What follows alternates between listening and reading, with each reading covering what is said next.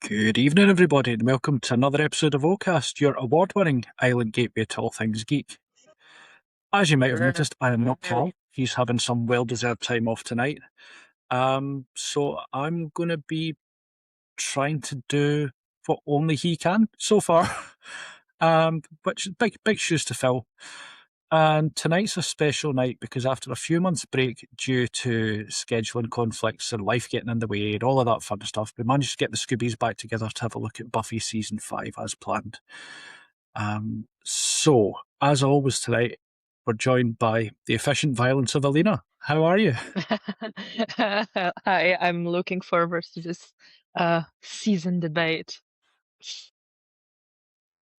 And Eileen, nice to have you back with us again. What's happening with you? Oh God, just all things season 5. I've been binging it and I can't wait to talk about it. And last but definitely not least, Rhiannon, how are things? Oh, I'm good. I am very much looking forward to talking about season 5. I think for a lot of us, this has some real big moments. And yeah, I've been looking forward to seeing you guys again. It feels like it's been an age, and so much has happened in the community since we last spoke. It definitely has. And normally at this point, Cal would throw over to you to lead the discussion points. But for anyone who's watching or listening to this, there's a fairly high chance that you are already a Buffy fan. And if not, then it's a bit of a strange point to jump in. But presuming that everyone is, then I'm also going to presume that everyone's heard the sad news over the weekend about the death of Anthony Head, aka Rupert Giles, at 72. Um,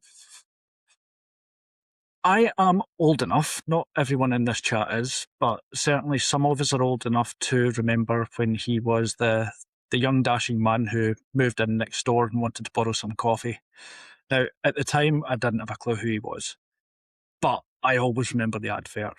Um, but for so many people, Anthony Head, or Anthony Stewart Head as he was billed at the time, first captured their hearts and minds as Rupert Giles, the adult link to the world of vampire slaying for our teenage heroes, and the man who had the responsibility bestowed upon him by the Watchers Council to train the Slayer.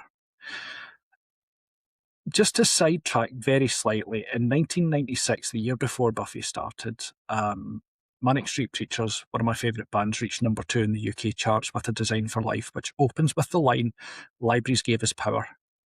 That opening line was inspired by the inscription "Knowledge is power," which sits on the top of, and I'm going to murder this and I apologise to anyone in Wales, but Pilgwynlley Library in Newport, and is commonly attributed to Sir Francis Bacon.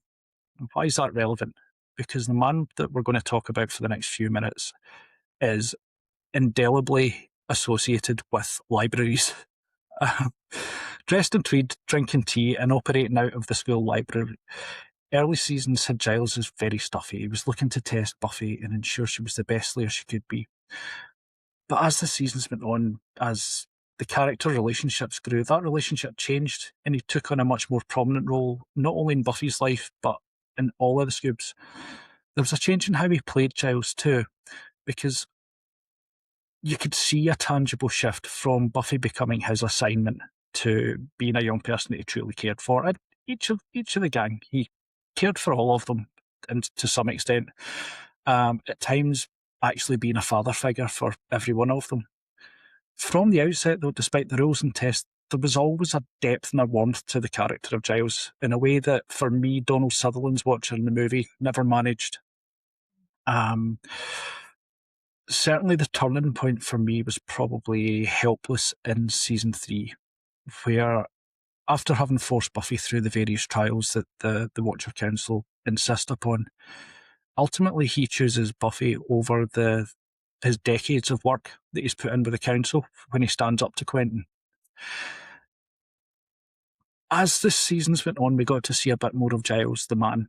When the tweed came off and steady, and very briefly the leather jacket went on and he became Ripper, it sowed seeds that for lots of us, it was something we just wanted to see lots more of. We wanted more of that backstory. There was a darkness in his past that came out at times, and you just wanted more. It pointed to the layers of the writing as well, but also the acting talent. That the prim and proper gentleman had this underlying darkness from his younger years that, although it was contained, it was never too far from the surface, and it could be unleashed whenever it would need to be. And for me, one of the best times where you saw that, but in that controlled way, was in season 6, where he would quite like to test that theory. As well, in the season we're going to talk about in a little while, there's probably one of the darkest moments in the show, maybe one of the most shocking Giles moments in the season finale, but we'll talk more about that later. But just the lines, she's a hero, you see. She's not like us. There's something quietly chilling about it. In the season 5 as well, it becomes even more important after the body, because he literally becomes that father figure for Buffy and Dawn, but also helping the whole gang to grieve. But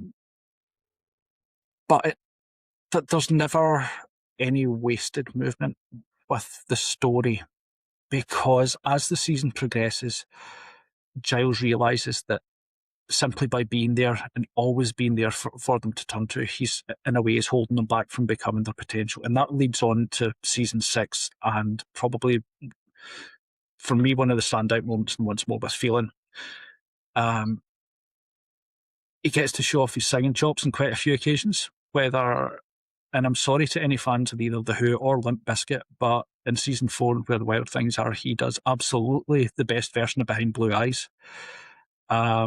There's a fantastic version of Freebird in the Yoko Factor. His exposition song in Helpless, and I mean, I think that all of his contributions to Once More with Feeling are the standout moments. Throughout the show, a show that's absolutely filled with characters, the thing that stuck out for me most about Giles, though, is how real he felt. Yes, there's a bit of stereotype, but back to those layers in the performance and the writing, there was a natural comedic presence about him as well, whether it was, when he was being befuddled by the slang of the teenagers, or when he would frequently pinch the bridge of his nose and sigh when they were being insufferable, or little lines like, I believe the subtext here is rapidly becoming text. Giles was the anchor for everything that happened in Sunnydale. In comedy terms, he was the straight man that everyone else would bounce off of, the wackiness would happen, and the way he would react would make that funnier. Way back when we spoke about season 1, I said to some extent that Giles' approach inspired my own parents to some extent, and I stand by that. Also that, my kids have once commented that I'm starting to dress like Giles, which I will forever take as a compliment. Between 1997 and 2003, Giles showed that even in the world of the supernatural, even when you have magic, when you have super strength, etc., that, going back to that quote right at the start of this, knowledge is power. He taught the Scoobs that even when you're an adult, you don't have to get it right all the time. But what's important is you own your mistakes. Your mistakes don't define you. And you know what? You are going to make a mess of it. And when you do, you show up again, you apologise, and you keep fighting. He's the found father figure for the whole cast, and I imagine for a lot of the audience. So, all of that being said, what's your guys' favourite Giles moment that you'd want to share just now? Well, I just thank you, Graeme, by the way, for this amazing, reminder of all the of the importance that the character of Giles plays in Buffy. And it's funny, I kind of like took him for granted, but as I was thinking about his role, I thought it would not be Buffy without him. That's unimaginable. And I think one of his like the big importance for me, at least, is that I think every other parent in that show is somehow inadequate. I mean, even Joyce is often in denial, whereas Giles really is a super parent, not just like a great father figure, but really the parent that you wish you would have on your side. He's strict when he needs to be, but he admits to making mistakes as a parental figure.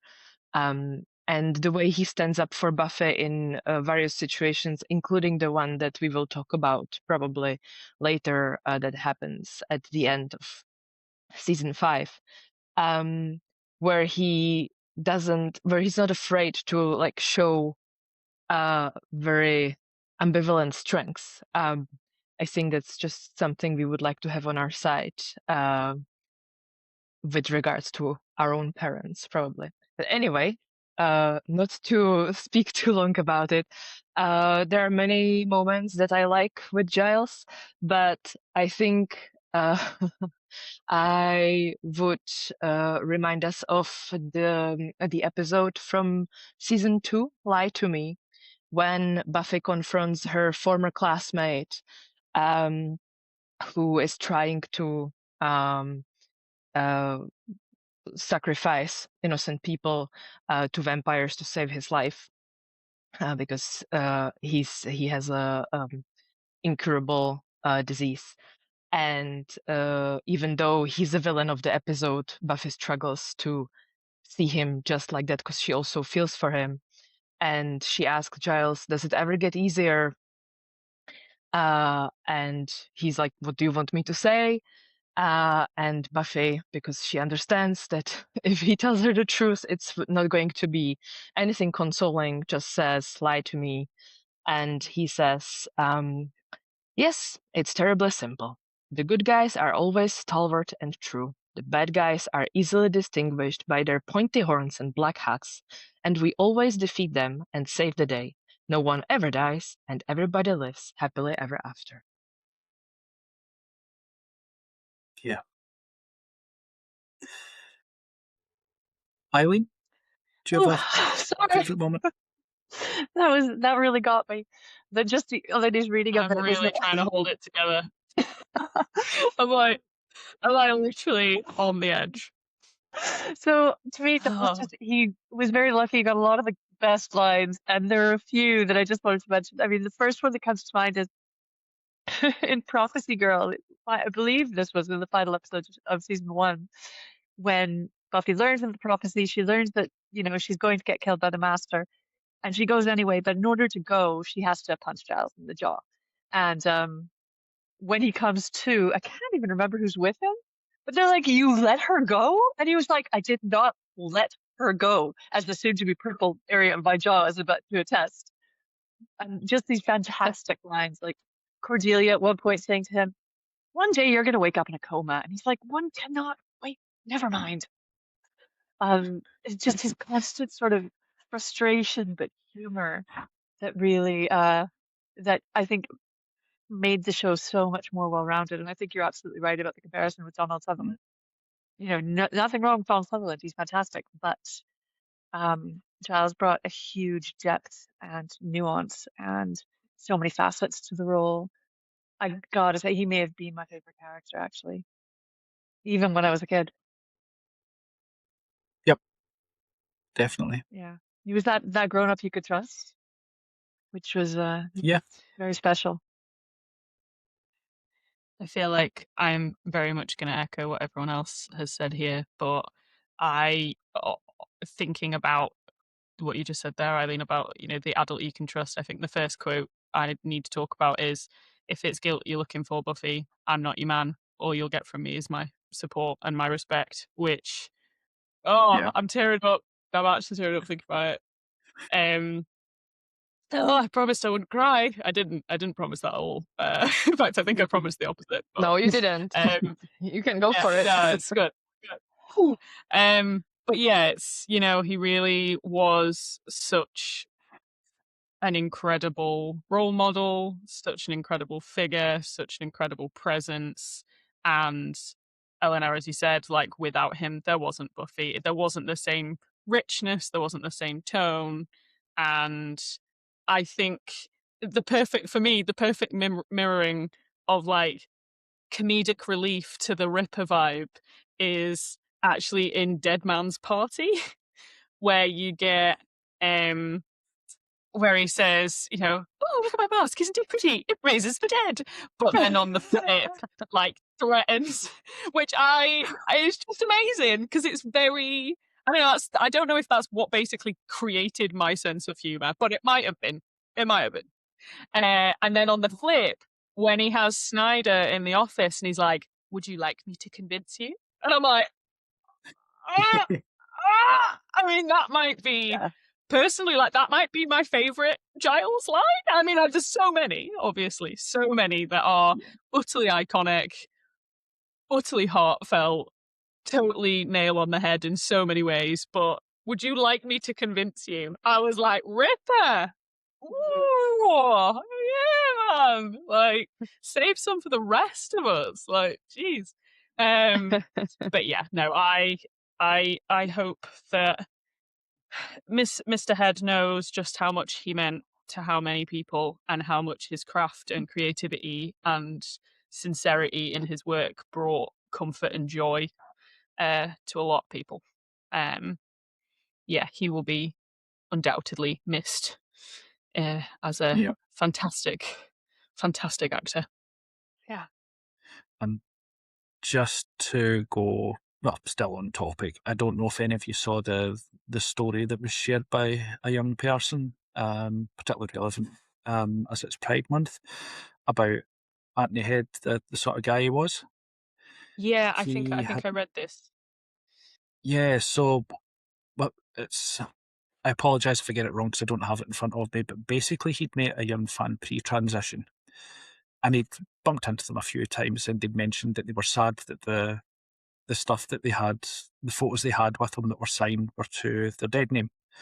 So he invited them out to his farm for the day, spent the day with them, got the name, pronouns, and everything right the whole time, took a whole bunch of pictures. Sorry, Ray. Did everything they wanted to do, insisted on taking them out for lunch, back on the train, and in that perfect little Giles moment, get in touch with me when you get home so I know you got home safe. That's how you should do it. To me. Absolutely.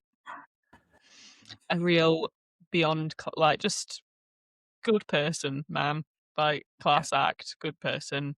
Obviously had his priorities in the right place, and I think that really showed in his work. Yeah. Yeah. So, does anyone still want to talk about season 5? I think there's no we got to celebrate it, you know? Yeah. He came, he delivered. Yep. Absolutely. We should plow forward and talk about what, I mean, I think this is my favourite. Yep. Yeah. Because just say, if you want, we can talk about Doctor Who, we can talk about Merlin, we can talk about Repo, we can talk about Rocky Horror Show, we can talk, if we have to, we can talk about Little Britain, Ted Lasso, whatever. But season 5. I mean, season 5 of Buffy, that's peak. That's some peak TV right there. Yeah. Yeah. We'll hop straight to it. But thank you again, Graeme. That was a very beautiful summary, and guys, I'm glad we got the opportunity to share our favourite moments of Giles. So, it seems a bit weird jumping into season 5 now, but where would you like to start?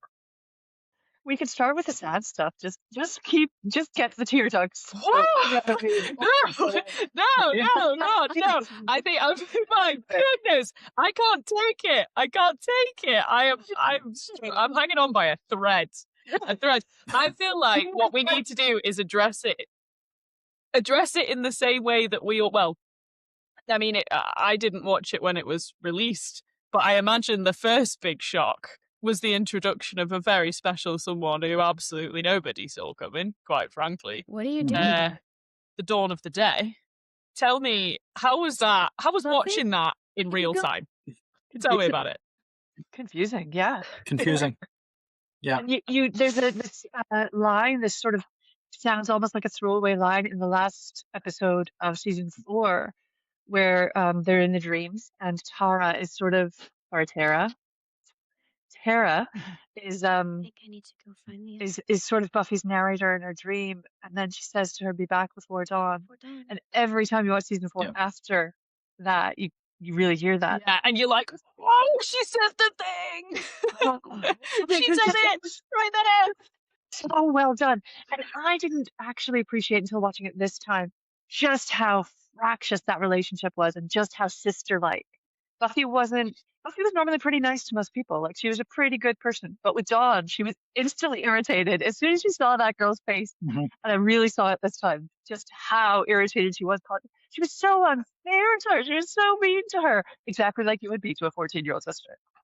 It was very realistic. The gloves were off. There was some Yeah. serious tension.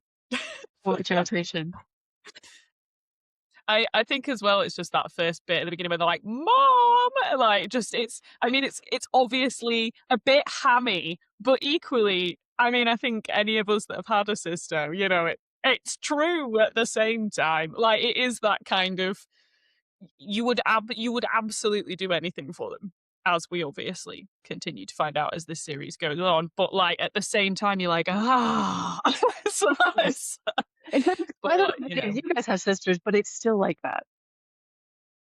I mean, I must admit, me and my sister actually, weirdly, I mean, I'd have never had an argument, so we might be the odd one out in that situation. Yeah, I know, See? totally strange, but absolutely true. Yeah, no, absolutely true. Literally have never Oh, had an I'm argument. so Very happy odd, for you. no. But, thank you. But at the same time, you still have those moments where it's literally like, what are you doing? That is mine. Like, you know, it's kind of, it's one of those things. And I think they captured that beautifully. And obviously, Michelle being so, you know, being so, like both of them, they managed to get that nuance without difficulty. Yeah, It's just and really there cool. was this moment a few episodes in that you kind of, because it seemed like Buffy was being really hard on her for a long time. There's this moment a few episodes in where Willow's like, "Yeah, I'm sorry, I feel kind of sorry for Dawn. She's such a spaz." And you're like, well, if Willow sees it too, because she really is. She really is coming across as quite a spaz, and she grows away from that. Anyway, sorry to monopolize, but I have a big soft spot for Dawn. I think As as a well, little like, sister. I don't even know how old was. Oh, sorry, how old was Michelle when she filmed that season? She must have been very young. 14, 15 maybe. Yeah, like to Yes. carry the weight of that at that age is crazy. Oh yeah, and she was so Yeah, and good. let's She not was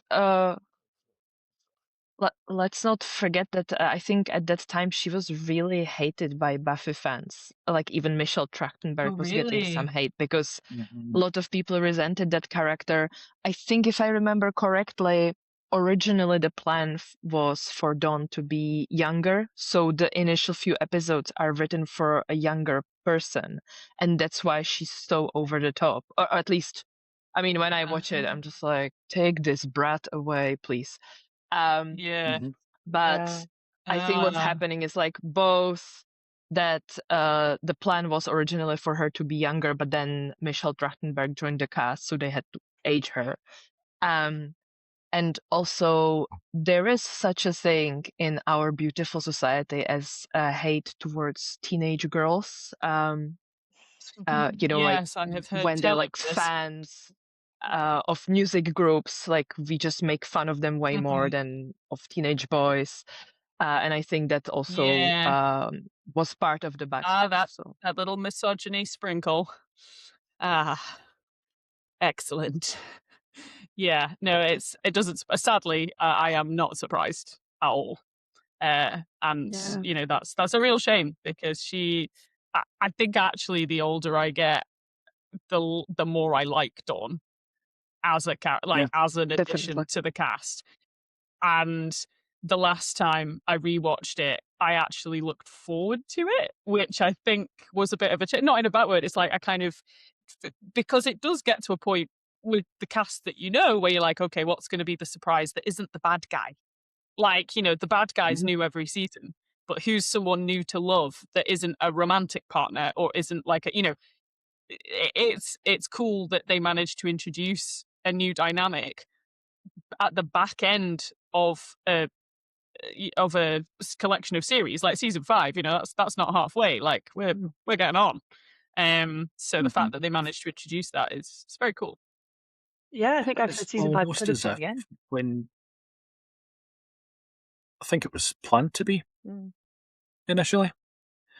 But I think that with the introduction of Dawn, she almost became like the emotional core for the rest of the show. Certainly for the season, maybe the next couple, and with everything that happens, it's she's very much a character that Buffy can grow from. She drives the narrative of Buffy aging, and you see that more in real time than I think you would sort of visibly, you know what I mean, like visibly on Sarah Michelle Gellar. You don't see it on her, so you see it represented through how Dawn ages, which is the case for a lot of people. Yeah, that's true, and she highlights just how much responsibility Buffy has as the season goes by. She's really got some responsibility now, because her father's apparently completely AWOL by this point. Anyway, that's yeah. But I think you're right. It's kind of, as an audience, we've probably become quite accustomed to Buffy having the weight of the world on her shoulders. Like, apocalypse beat me. Like, we're quite used to this as a situation, professional hazardry. Whereas Dawn then adds that kind of extra layer of relatable humanness, and her having to step in when the sole caregiver has passed away. I'm sure for a lot of people, being an older sibling, or that's going to be quite relatable for a lot of people, and that in itself is a very powerful storyline to watch in real time. The fact that they were talking about her like going and working, or the fact that they had all the sort of the bills to the debts to the that it's, yes, they didn't kind of go through all of that in a lot of detail, but you were aware that this was something that was very real, like her having to go and speak to teachers and social workers and stuff. Like that's that's big. Yeah, now she's not just saving the world because it's her job and because she wants to save people. She's actually got a person that she's completely responsible for, that she has to save. Yeah, absolutely.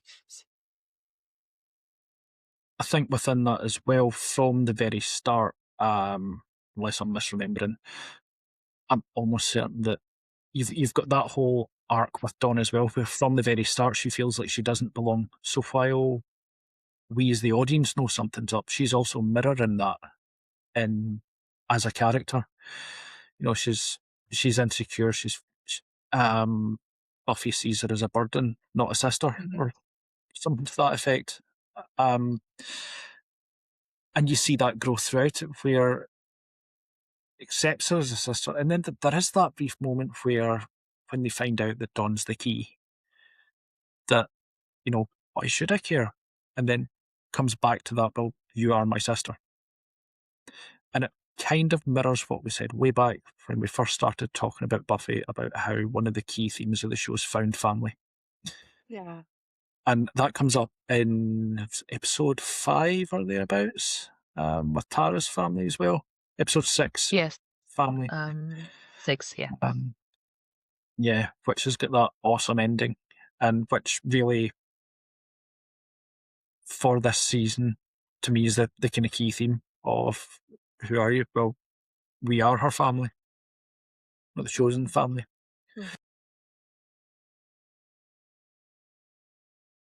Yeah, definitely. I think that Dawn is a really positive addition and adds a lot of extra to all of the seasons that follow, not just season 5, and not just being a core component of the storyline of season 5, which also introduces some of my favorite little minion characters, as well as Ben, who, I don't know if you guys know this, right, is absolutely mad. But somebody has suggested to me that Glory might be Ben. I mean, No. that blows my mind. Wait a It's minute. about that. Yeah, I know. Yeah, hear me out. Hear me out. Yeah, but Ben is Glory. I don't believe it. What's the connection between Ben and Not me. Glory? Well, this is the thing, because apparently, but you know, and this itself, as a joke that has lasted how many years? That's hilarious. I love it. 4 years at this point. Watching it Yeah. this time through, when I started watching it, I genuinely forgot. Like, it wasn't. I was like, the commitment, Eileen. Excellent. Oh, it's so funny. Oh, yeah. I mean, for something like, you know, as like a pop culture reference, for something just like that to survive is hilarious. I love it. I love it.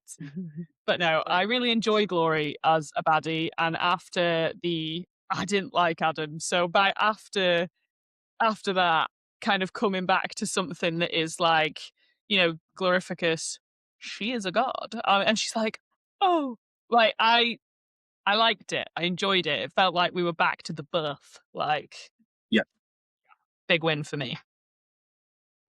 Yeah, I'll just throw my hat in the ring right now. Glory and Ben are sorry, not Glory and Ben. Glory is my favourite villain in all of Buffy by far. Nice. Everything about her. Give us the outline. What are the highlights? The highlights are that she's got a level of arrogance about her. She knows how powerful she is. But at the same time, she fits perfectly into LA society or Sunnydale society. I don't know, just everything about Glory as a character and the Glory Ben theory, gag, whatever you want to call it, is great. Yeah, just I tell you, I know this supposed to put things into words right now. I'm struggling. Honestly, as a complete tangent, and Alena, I will also ask you to highlight your favourite bits, but I'm just going to say the hair, okay? There is something to be said for someone who has hair that good and continues to go for world domination. I'm like, say less. Excellent hair. You know, that's what I need in my villains. In my supervillains, I'm like, please, the excellent hair. Look at that curl cream. Like, what? Tell me your routine, please. Like, yes, that's what I have to add to that. It's very thoughtful, obviously, as a deconstruction of their villain arc, but, you know, the hair was important. I felt like it needed a shout out. Alena, what was your highlights of Glory? My highlights were her highlights. You know, you know, when you really need it in this season because the other demons are gross. So having her as this perfection is a relief. But you know what I realized when I was rewatching it? That she's like the perfect Buffy villain also, because she's kind of like Buffy in that it's this like blonde, well-dressed girl that you don't expect to kick backsides. But she does, and like every time she's beating someone up in the heels, and like it's not just, you know, she doesn't have like combat heels. It's these like tiny, that how do they even hold on her feet? It's perfect, and I think I also like her because she's kind of like a germaphobe, or she's like resents the human existence or the existence on this plane, and hates to be like, you know, filthy, and I hate that too. So she speaks from my So heart. it's like you can really relate to this villain character, you know, it's like deeply you understand her speak.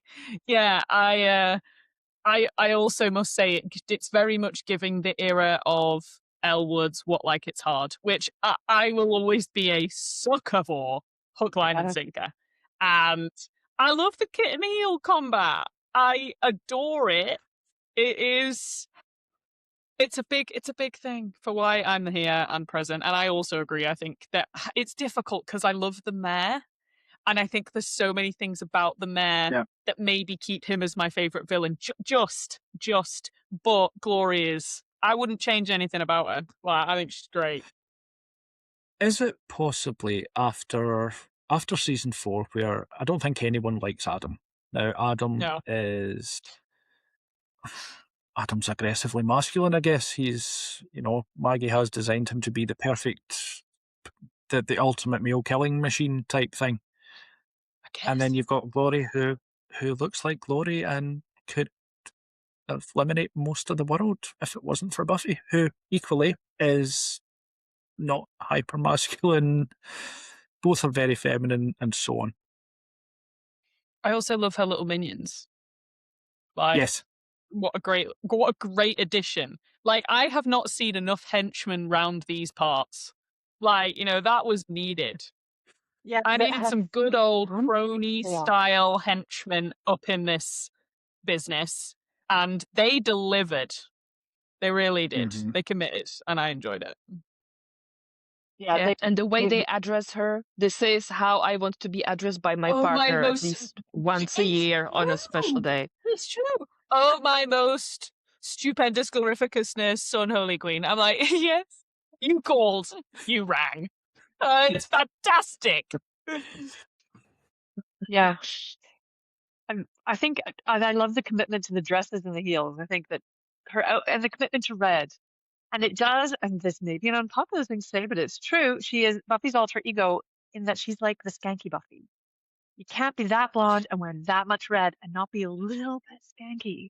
And that's what she is, like, to me. And I think she does it very, very well. I love it. It's like, and I simply love to see it. Yeah. She does. She's built to be adored. Yeah, and she owns that, and I think as well it's interesting you say that because like the woman in red is something that is like in film and media is like kind of known to be the thing. It's like that's what you're focusing on, and it's interesting that she's the villain. She's actually not the main character, and she's not. I mean, and forgive me if I'm wrong. I'm sure there's many people who think she's an incredibly beautiful and stunning person, but it's like I'm not sexualizing her. Like it's not about that. Yeah. It's not about her being the woman in red a bit. It's like no. she is here to kill you all and dominate the world. Please don't get it crossed. Like, and actually to have an incredibly beautiful and powerful woman on screen and that not be the thing, like it not be about the fact that we want to think she's hot 24/7 is nice. It's very nice. Yeah, like, I just get to, I'm like, yeah. She's looking hot for her. There's no question about that. No. She is not dressing up for anybody else. No. And it just adds to her. It adds to it because you're like, wow, she is really so absolutely aware of the fact that she is the moment. And for Buffy, it's normally like, she's like, I'm the princess, so to kind of see that on screen is great because you're like, wow, you two are both so self-assured about the fact you're the princess. I love this. It's like, yeah. What? It could have not worked if it hadn't been for Claire Kramer. She did such a good job. Like, her commitment to I would say not all of the actors in Buffy are fantastic, but there are a couple that really stand out as being very committed to their roles, and she's one of them. She just nailed it. Yeah. And much like James Marsters, she is still very active on the convention circuit. She does a lot for the fan community. And she's a fun follow on social media too. Nice. Oh, that's excellent. Well, so we've got introduction of Dawn, Glorificus, the most fabulous. Obviously, season 5 sees a lot of pretty big themes coming in. Do we want to talk about? Do we want to maybe start approaching that? I think emotionally I might be okay. I think we could do it now. I think I'm all right. Okay. What do you reckon, Graeme? Go for it. Let's rip that band-aid off. So, as we say, most of you, this is not going to come as a surprise by this point, but Joyce gets real poorly in this season. And as we kind of briefly touched on before, that is part of the reason why we see Buffy come into a parental role later on. Do we want to talk about the episodes leading up to the body? Or do we want to just kind of address that? I think we would be doing a disservice if we didn't at least mention the episodes leading up, because certainly in episode 8, I think it is, Shadow, that's where for the first time Joyce's condition, illness, whatever, becomes very real and very scary. And yeah, okay, Glory's escalating and showing that she's a god, but the actual scary thing in that episode for Buffy is that fear of losing her mum, and it mirrors her worrying about losing control. She admits that it's not something, she can fight demons, she can fight gods, she can fight all vampires, but she can't fix this. And I think that one of the main themes for the season is that becoming an adult means sometimes there's things you just can't fix. And that's it really starts to ramp up in this episode with Joyce's illness. And I think there's a real moment in that one where, watching it again in hindsight, and Joyce is lying on the sofa and watching that and knowing what's coming. And I've seen this so many times now. Every time that's where it kind of hits you, like, oh no, that's coming. And I think as well, it's like there's times, and I don't know when I'm rewatching it, and maybe it's been a while, and I panic and go, "Oh my god, is it that episode?" Like I kind of think, and I'm like, "Oh no, is it now?" And that is almost as if rewatching that you put yourself in Buffy's position, because she's probably there is that fear, there is that part of her that's going, "Oh my god, is it now?" And that is so human. And the fact that I don't know whether they did that intentionally or not, but when you watch it back, that is immediately where my head goes. And it's terrifying. Big shock, because they stick it at the end of one of the silly episodes, which it's so jarring. And I actually didn't know it was coming. I knew it was coming, but I didn't know it was that episode. Completely forgot that it happens at the end of what's the robot episode called? I was I made was to love made you. to love you. I love you. Yeah, and it's just, it's easy enough. We've saved the day. It was a little bit sad. It was a little bit silly. And then that scene, which, with Buffy and the red and the, hey, Mom. Huh? Just, oh, shit. Oh, God. Here we go. And I think Joyce, Christine Sutherland just acted her ass off in that movie. I've never seen anybody act so well at being so perfectly still, but she was just made up perfectly, and she was so dead weight. Yeah. I think the moment when Giles gets there as well is really, really touching. Really, it feels quite real. Yeah. I think as well the way that they capture Buffy's reaction in that immediacy, where like she's on the phone, she throws up, she's in the house, like She's in it's shock. not something that I think a lot of the time, let's say Hollywood, like captures that.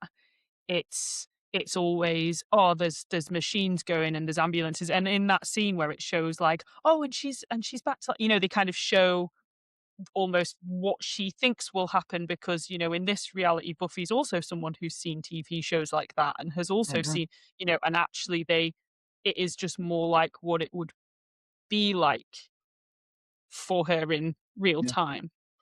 And actually taking that extra minute on screen where she is moving through the kitchen and through the house is quite out of sync with the way we see the editing done in other episodes. And it's very, very touching. Very special. Everything about And the way difficult to that it was watch. shot and made was incredibly special. And Very you thoughtful. can tell that they put a lot of effort into this one. That The use of scene, silence the silence, is exactly. The scene where that's the thing that does it. yeah, sort of like Hush in that way, but in a different way. The scene where Buffy tells Dawn apparently was scripted and shot and had dialogue, but they also filmed that part of the scene through the window with all of Dawn's classmates watching and not hearing what Buffy was saying to her. And that one I think just hit harder. And it's the one they decided to keep. Yeah. Yeah. Yeah, and another element that makes the body episode so real is that there are all these like little moments of everyday life interfering on this monumental experience. And I think a lot of us can relate to it when, we lose someone. That's all that's on your mind. And then you get a parking ticket, or somebody asks you to do something mundane and you're like, but I can't because The world it's such a entire world weird is falling apart. yeah, it's such a weird contrast. Yeah.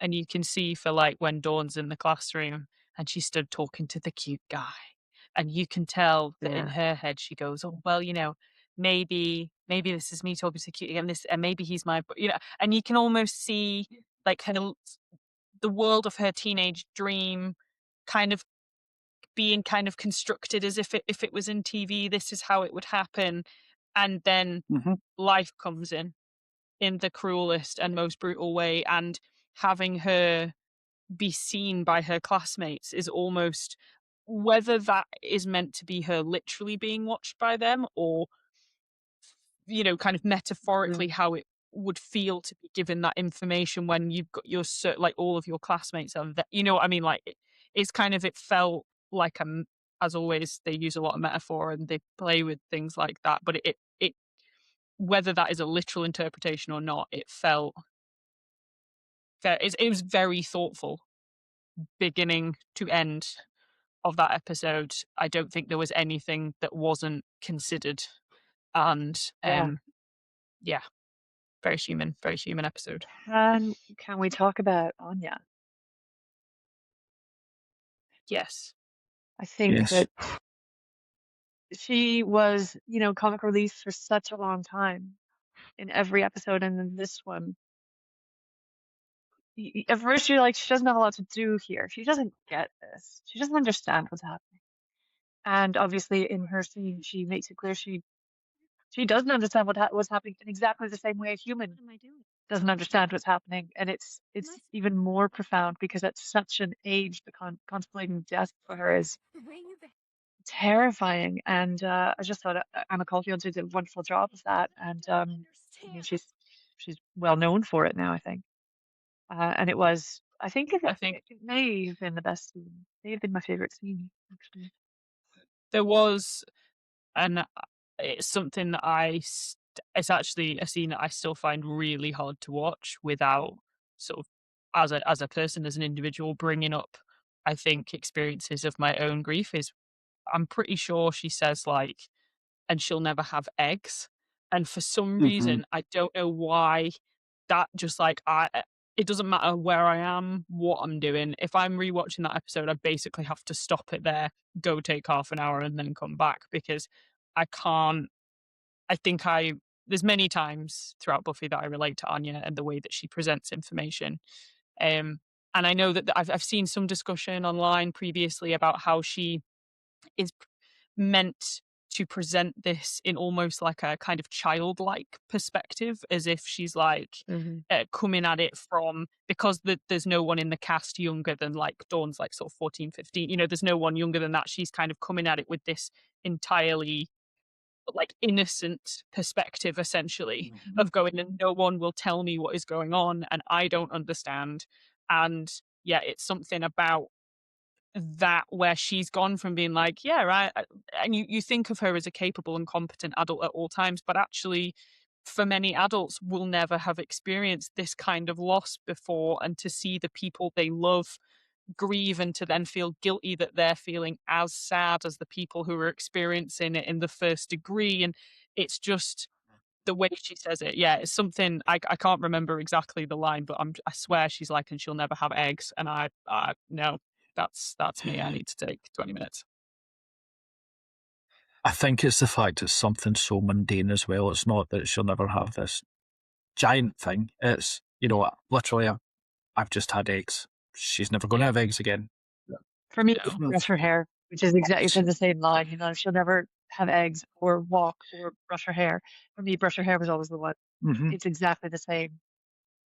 She'll never have that that simple thing that we all take for granted. Yeah, but no, it is not.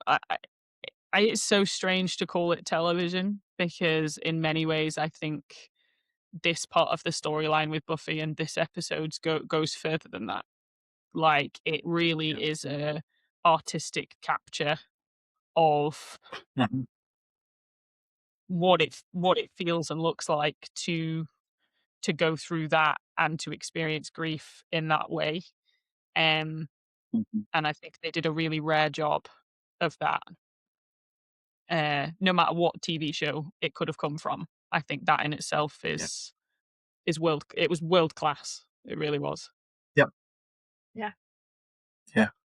And it stands up at any time, but at that time, you didn't really have that in TV. You didn't until you got to about 2001, 2002, 2003, when people were throwing a lot of money at TV shows.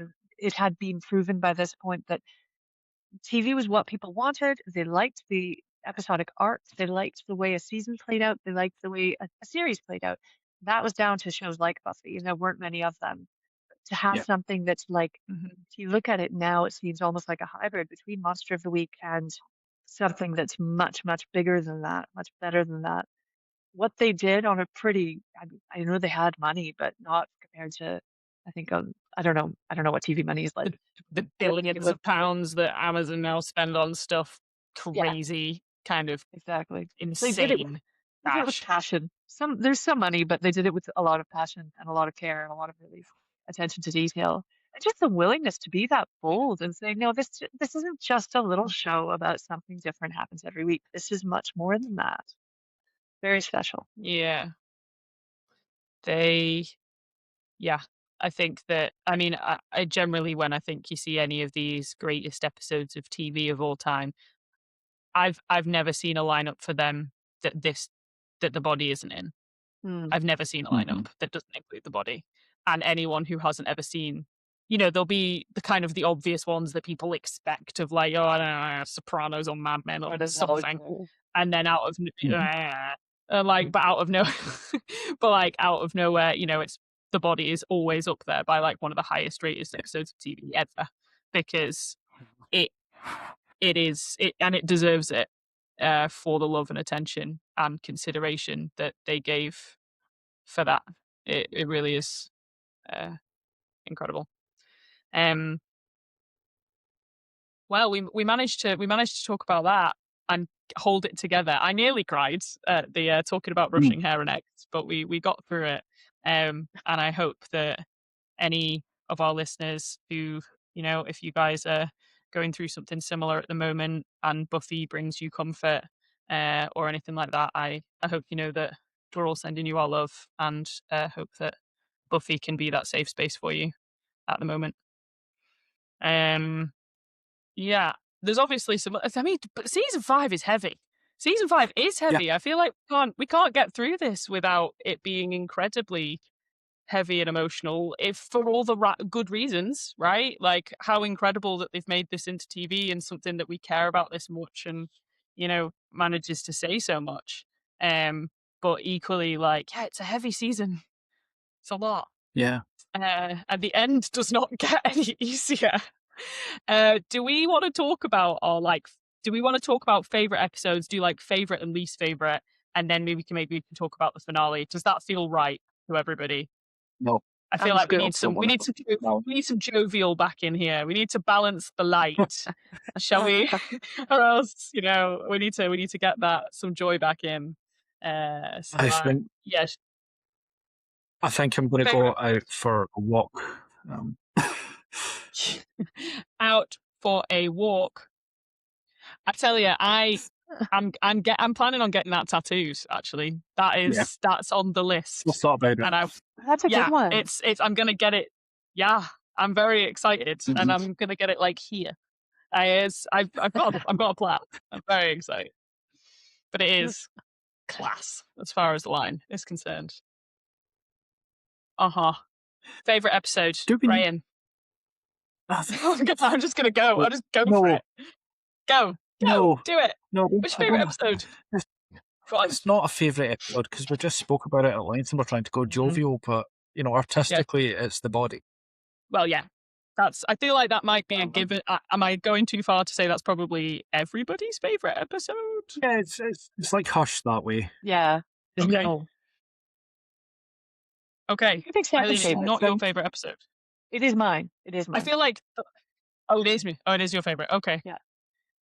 Let's do second favourites Family. then. Okay, Family. Okay.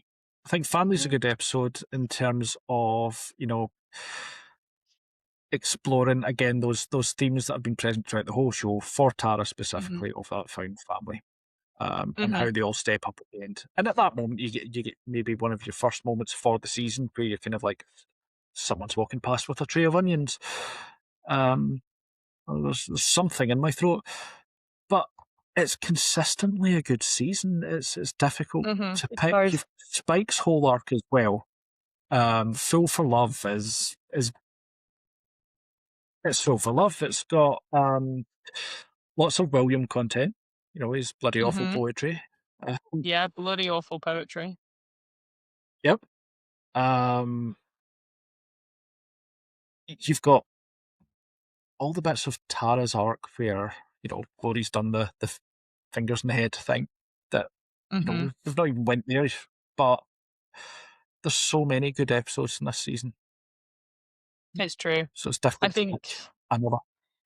I mean, even as a bit of a giggle, Buffy Dracula. Like, I'm glad they did it. I'm glad they did it and got it out of the way, because it was the crossover that everyone probably didn't want. And I was like, the thing is that you couldn't put it anywhere else. Okay, you could not put it anywhere else. You could put it in season 4 because season 4 was terrible. You could put it in season 6 because it would make no sense by that point. So the fact that they just went, you know what, we're doing this season 1, like that episode, like not season 5, like episode 1, we're just doing it, and then you've had it. Be grateful. I was like, you know what, it's kind of funny. It's like it's just completely pointless. The idea wasn't bad. The casting, however, was terrible. He was far too young. I don't even remember. I don't even remember. 24 maybe, and you're like, come on, because in our heads at that time we still had Gary Oldman. Surely everybody was still thinking of this, of course, very made up Gary Oldman. I know we haven't got to least favorites yet. That was mine. For that reason, it could have worked, but it didn't. It was very funny in the sense that why is it there and why is it happening? Like, it's just like, why? Get out of the way and have her under his thrall. And there were some funny bits in it for sure. I was going to say favorite.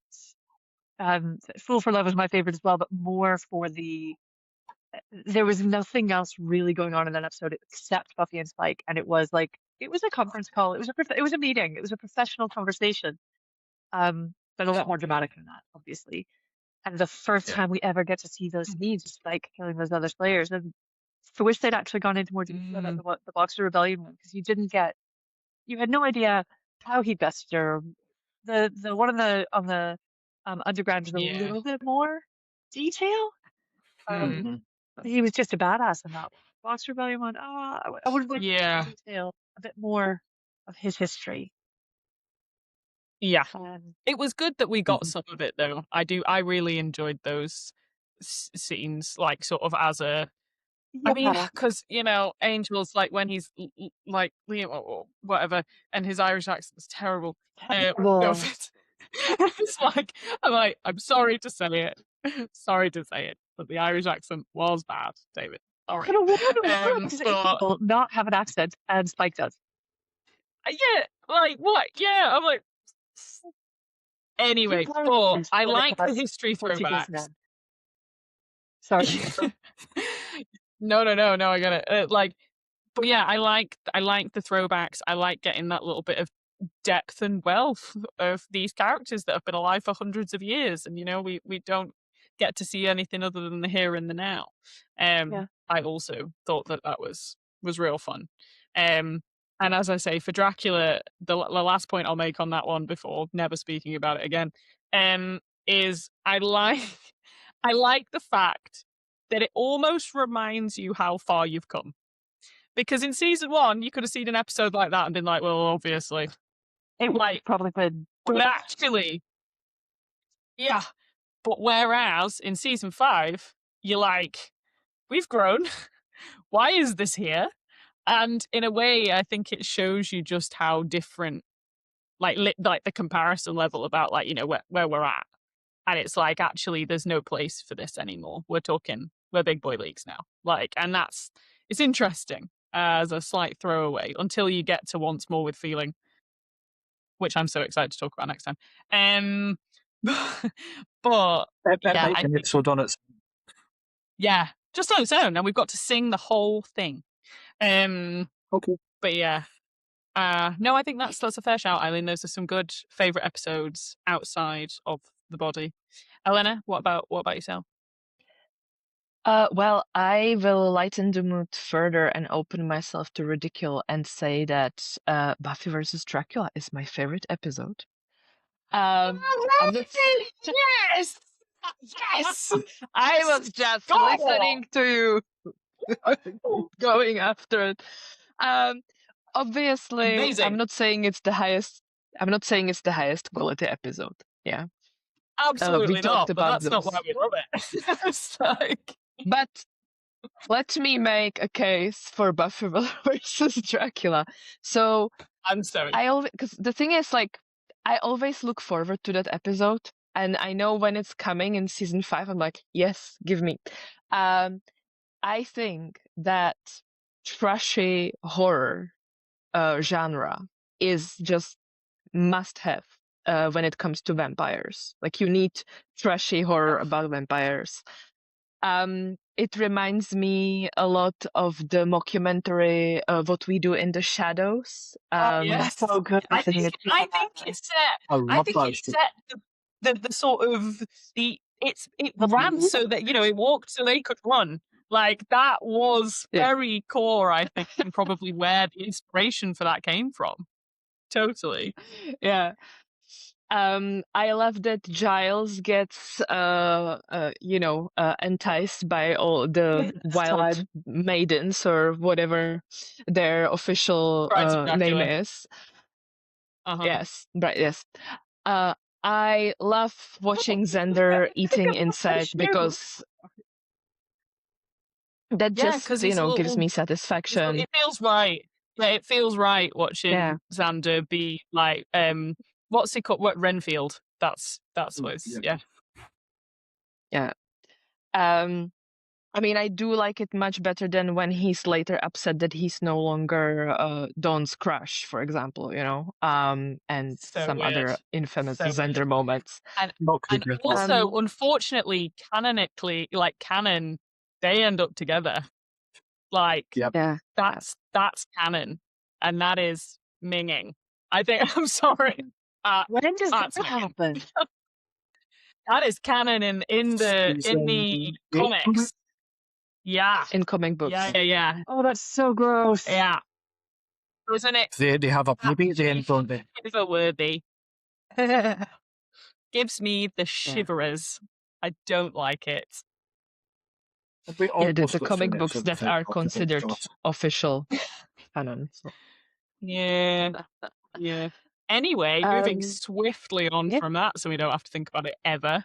I love that that's your favourite, and it's why I feel I deserved a fair mention, because it's just funny. Like, what?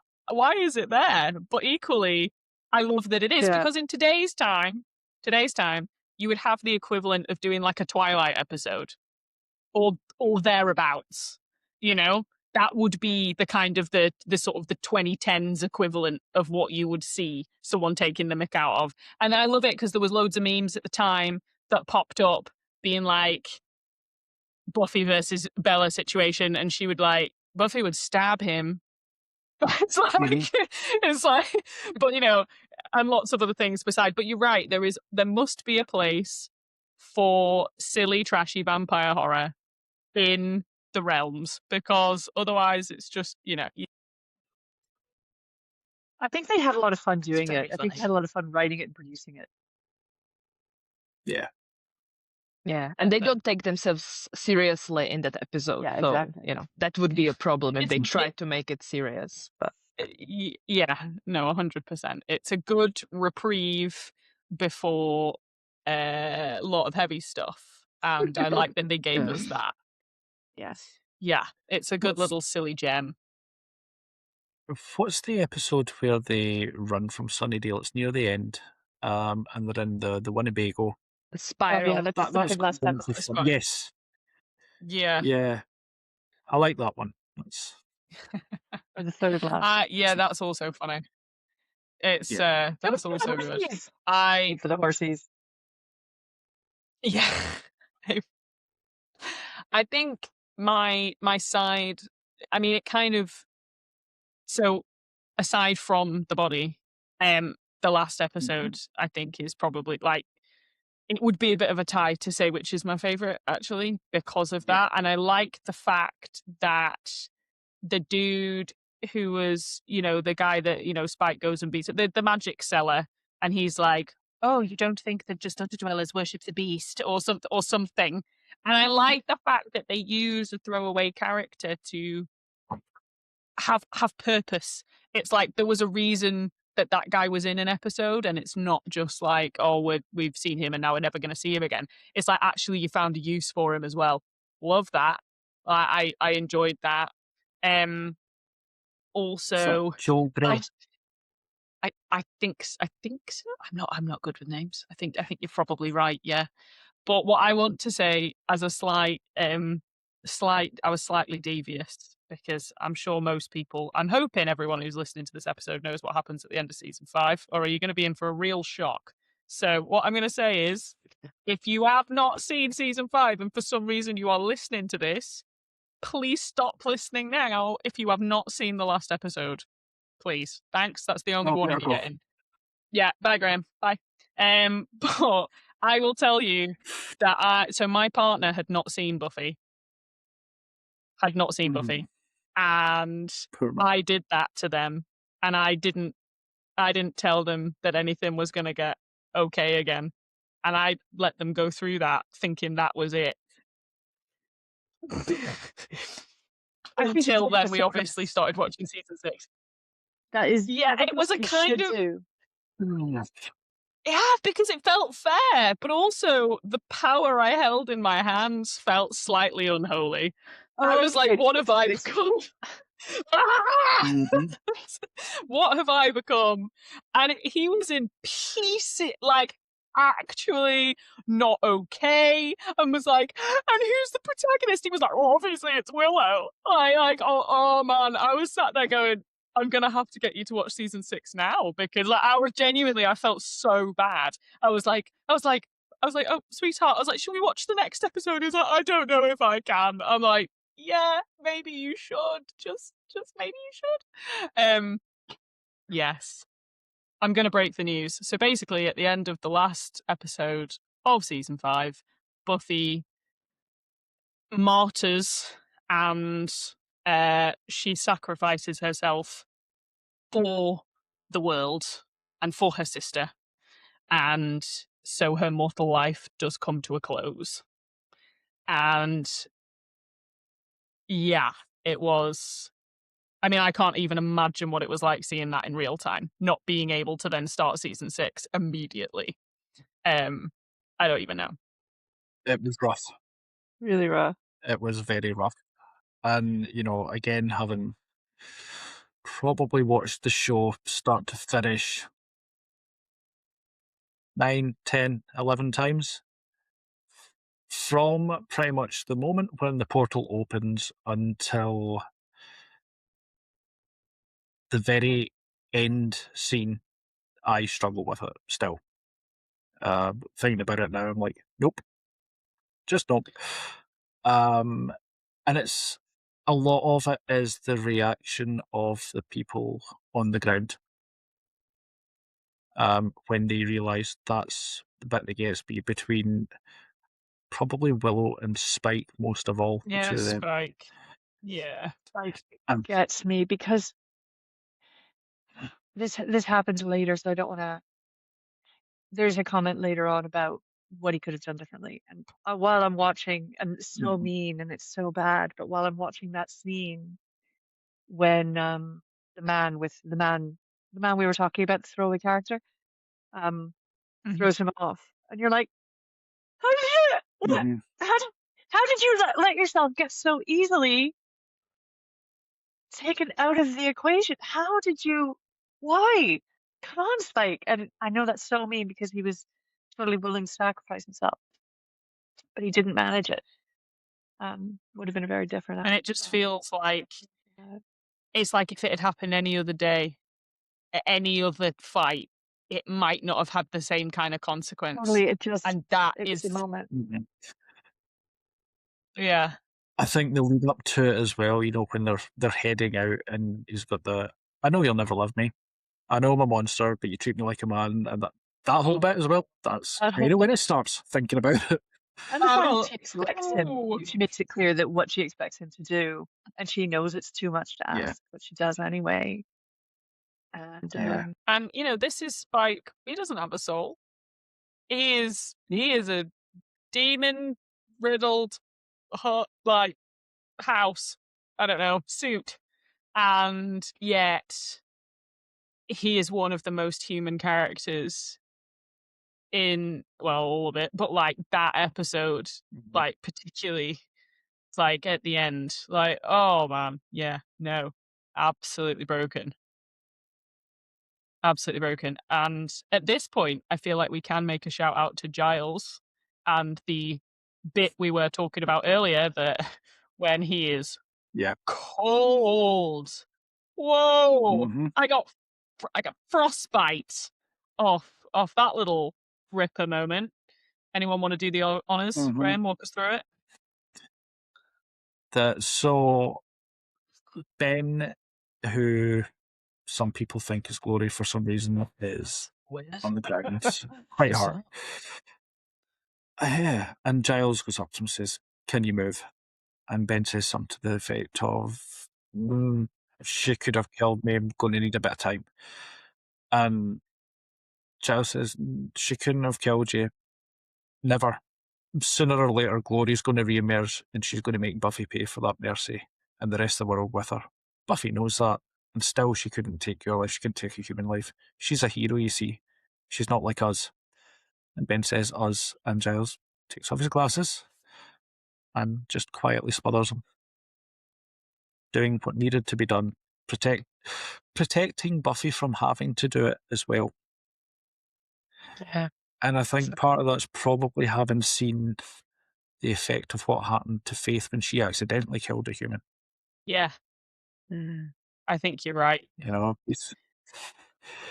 I think that was a learning moment as a watcher for him. Do you know what I mean? It's like it's something that, as a result of what happened to Faith, that was a direct. Yeah, 100%. Yeah. Like I said earlier, yes, he 99% of the time, Rupert Giles is a consummate professional, ultimate, very proper chap, but there's still that darkness there, and when he needs it, he can tap into it. There definitely is, and I think that the others, they really fight the good fight. They play by the rules. They kill the demons. But Giles knows what the rest of us know, which is that it's not that simple. And watching it as an adult, as a proper middle-aged adult now, um, Someone who drinks coffee. I was much more this time watching it going, obviously in hindsight, they could have beaten Glory by doing X, Y, or Z. There are a couple of things that they could have done, and one of them was kill Ben earlier. And they discuss it and they decide against it. And I'm now, as my, grown-up self who's a dark soul and, has been kicked around by the world, is going, well, of course you have to kill him. Of course you do. When you defeat Glory, his life will end. Just kill him. You have discovered her Achilles heel. There is no saving him. Just kill him. I mean, the show makes it not that simple, obviously. But the thing is, the good guys are always stalwart and true, and the bad guys are easily recognisable by their horns and pointy hats. Yeah. So yeah, it's a very interesting. It's an interesting part of the episode, that's for sure. And what an ending it was. I mean, as I say, I was at least able to follow up by watching season 6 quite quickly the first time I ever saw that. I don't think I was allowed to watch it immediately. I think I had to wait. I might have to clarify that. But at the time, Graeme, you might remember better than me, but what I recall happening was that what were they on, UPN, and then they moved, or they were on something else and they moved to UPN? They were on a network. Yeah. Joss Whedon had a 7-season arc planned. He had it all roughly gamed out from what I can recall. And at the end of season 5, they were not picked up by the network. Their network was it Warner Brothers? I can't remember. Yeah. And they were just like, yeah, no, we're done, thanks. So there was a very real possibility that really was the end. And then they were in talks, and there was, I mean, anybody who knew anything in the industry was saying, well, another network who's a bit, maybe not quite so big and bouncy as Warner Brothers is going to pick them up. But you didn't really But know. I guess at the same time, though, something that we've not really talked about actually throughout this podcast today is that they were obviously gearing up for Willow to be a very obvious successor because of the magic use. And throughout this season we see Riley is and many using many metaphors for self-harm and probably engaging with substance use and abuse and things like that, and Willow doing similar with magic, and the dude who says she smells like strawberries and putting Dawn in dangerous situations. And I think that it could be very believable as an audience to see that if Buffy had died, that Willow was going to step into that role of who would be sort of next, the focus of the Scoobies, as it were. So it's kind of one of those things that I can see. Do you know what I mean? Like, I can see how that, even if you were watching it, you'd be going, well, this could be the successor if it is picked up by a network, kind of thing. So to go full circle for me, I remember vividly thinking at that point, it'd be cool if we got Ripper now. If that's it finished, hopefully they're doing Ripper. And well, it didn't happen. Yeah, they were talking about one it. Day. Yeah. Maybe one day. Maybe we will also get Buffy back, which we nearly had. Maybe it wasn't good enough. Maybe it was for the best. If they did an episode and it wasn't top notch, we'd have all been disappointed. Yeah. I guess this would be a total sideline if I started talking about that too much, but we will save that for the end of when we talk about season 7.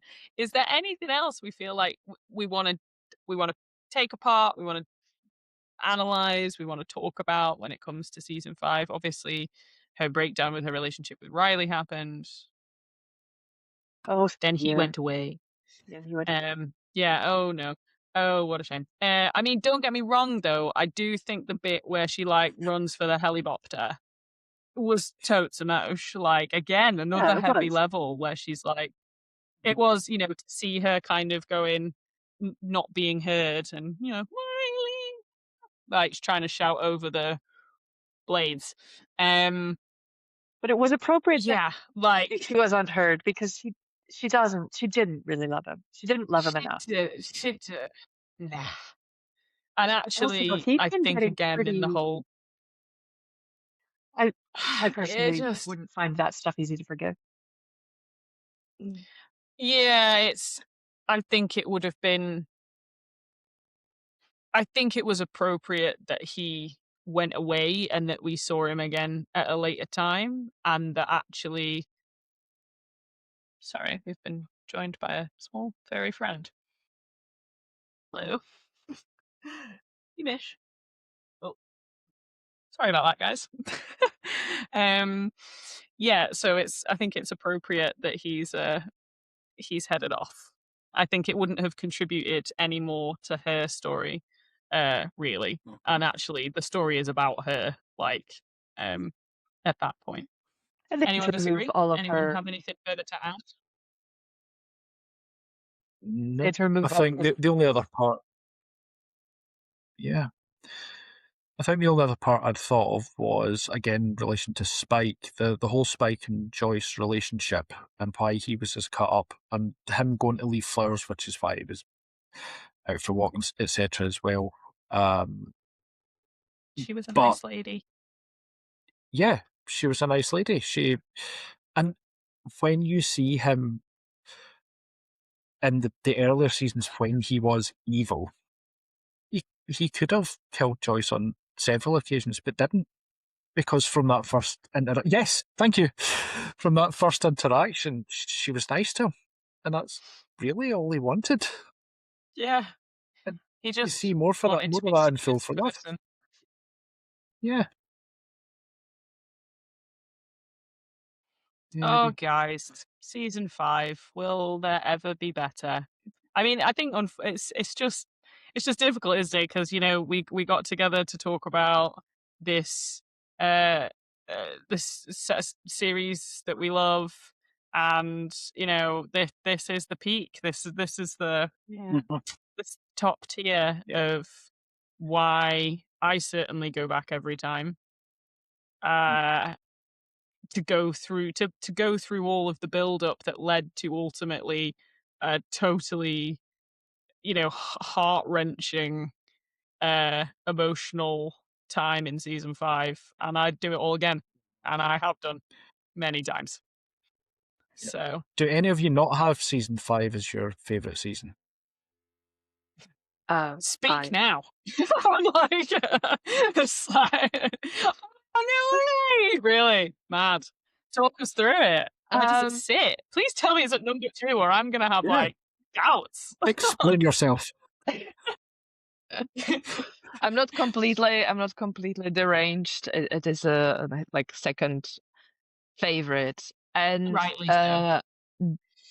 I have no. So my first favorite is season 3, and I genuinely struggled thinking, is season 2 my second favorite? Because again, I'm here for the trashy stuff. I love season 2. I love season 2, and so it's tight. It's very tight, and I agree how tight it is for a top place. I acknowledge I don't have a proper justification for this. I am just a massive softie, and it's just too hard for me, season 5. That's it. That's okay. Listen, I think it's funny. I have to.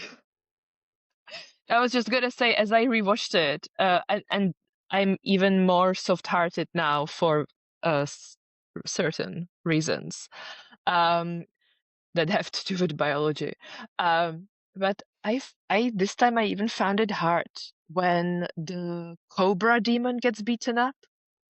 And I was just like, this is too much for me. I just can't take it. And you know what? But that altogether, is totally fair. Yeah. That's totally fair. I mean, actually, if we're talking about watchability, and maybe it's something to take into account when we're talking about which our favorite series are, because I think season 5 is fantastic. Has one of the best episodes of television in it, as it's got so much going on, but it would not be what it is without the earlier seasons. Like it wouldn't. Yeah. It wouldn't hit that hard. It wouldn't mean that much if it wasn't for the groundwork that was put in. I'm not talking about season 4. I'm just about seasons 1 to 3 and 5. Kidding.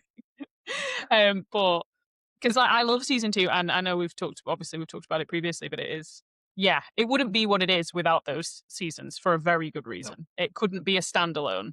Whereas actually you could watch season 2 or you could watch season 3 and you'd get the gist and you'd have a good time. And that in itself is it's a pretty mean feat. It's a pretty mean feat. It's because there's so Thank much. You for your acceptance. It's okay. We still love you. Okay, it's all right. It's okay. This is a safe space. What's it like? You want me to shake my finger at you and tell me that I judge you? I'm not. It's like you'll only have my respect. Okay. Oh, right. Sorry, Graeme.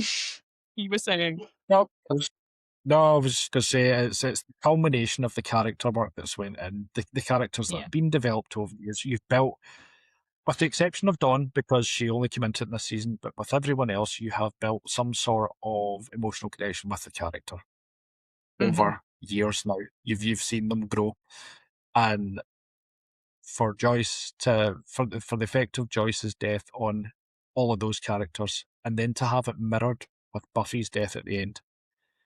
That's why it works. That's why it hurts to watch. Yeah, for sure. Well, there we are. So, this is the point where if Cal was hosting, he would spring a trivia on you. And in that note, I'm not going to do that. No, we're not going to.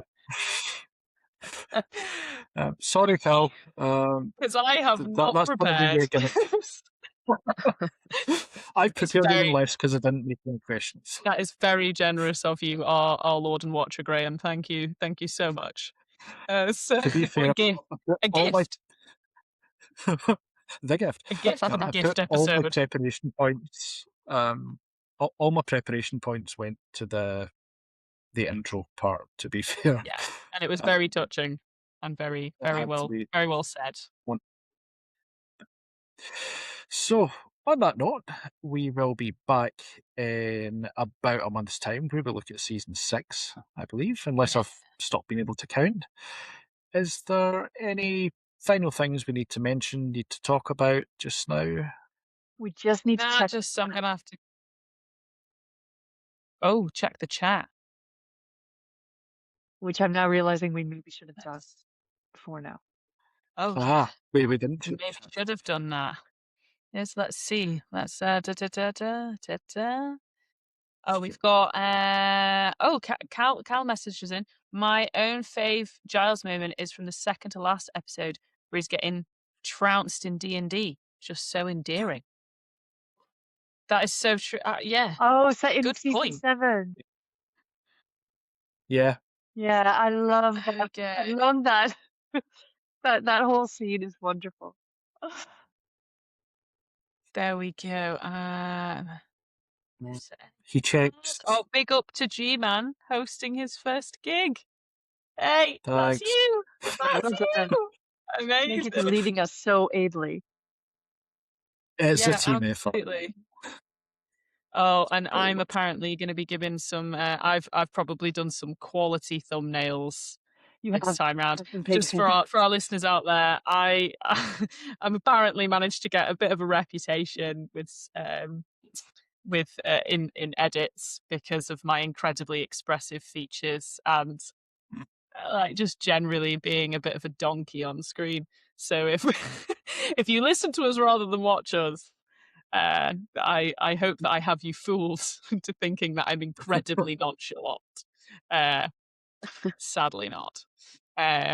Yeah, cool. Amazing. Well, I think that's everything. Have I missed anything? I think that's everything in the chat. But it's so nice to see you guys. This has been really great as always, and very emotional. And thank you again for that lovely tribute to Anthony Head at the start frame. That was real nice. Thank you. Guys, soon. And for Not ready everyone for nothing. listening, if you like, subscribe, do all the fun things that people expect on podcasts, it's really helpful. Mm-hmm. Good night, everyone. Thank Good you. night. Good night.